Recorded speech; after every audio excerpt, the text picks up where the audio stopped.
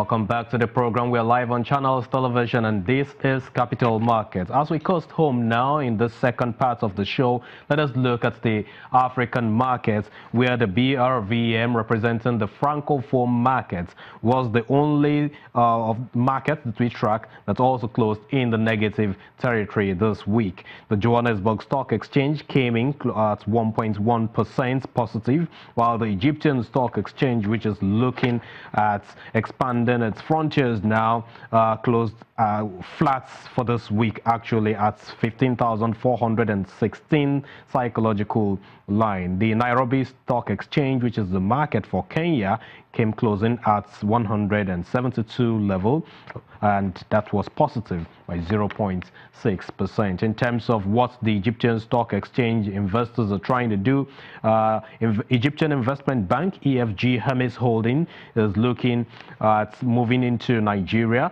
having signed sale and purchase agreements to acquire Primera Africa, a Nigerian brokerage and research house, as it pushes to expand its capital market business across frontier markets.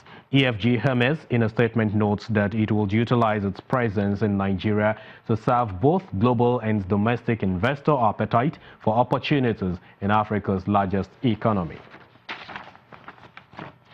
And now let's go back to our green bond issue this week in the Nigerian capital market. What we know is that the federal government is really proud to list its 10.69 billion naira FGN Green Bond 2022 program on the two exchanges, talking about FMDQ and the Nigerian Stock Exchange. The two ministers, the Minister of State for Environment and the General of the Debt Management Office, Ms. Patience Oniha, spoke to us, the media, explaining the objectives of this bond, the regulations guiding it, and what the proceeds will be used for. But before she spoke, we had the Minister of State for Environment, Mr. Ibrahim Jubril, talking about some of the key projects that this fund or debts will be targeting. We are trying to align ourselves with that goal in order to sustain our economy through green projects. We realize the fact that budgetary provision alone cannot be sufficient for us to do a lot of activities on the environment.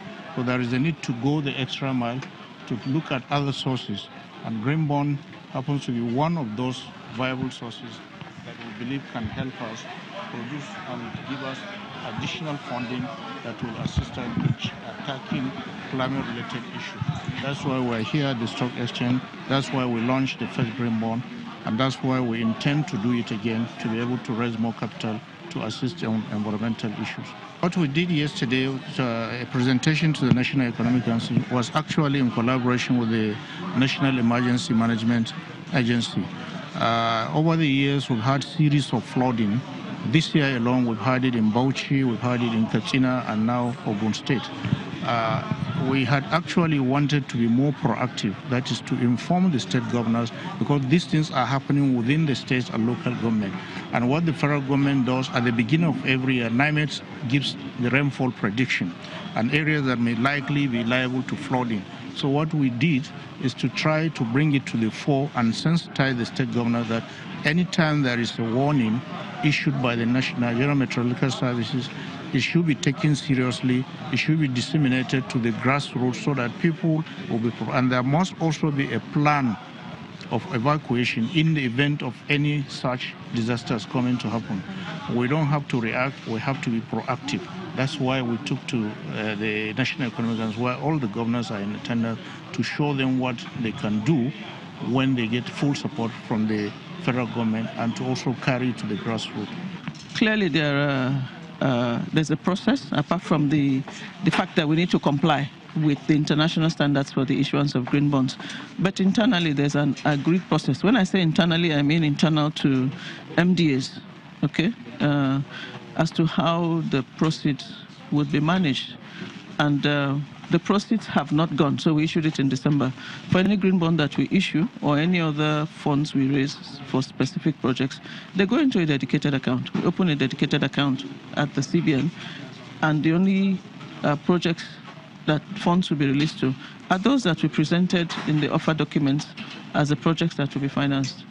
Yes. So regulations, anything new in terms of is a new kind of program in Nigeria? I think I should say that for the DMO, this has been an experience. So obviously, when we're coming to the market a second time, we would review how this worked. Not that we haven't reviewed, but to determine which way should be issued.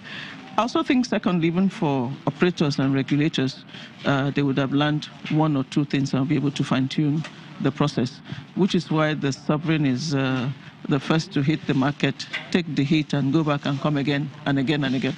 What were the loopholes you experienced in floating this?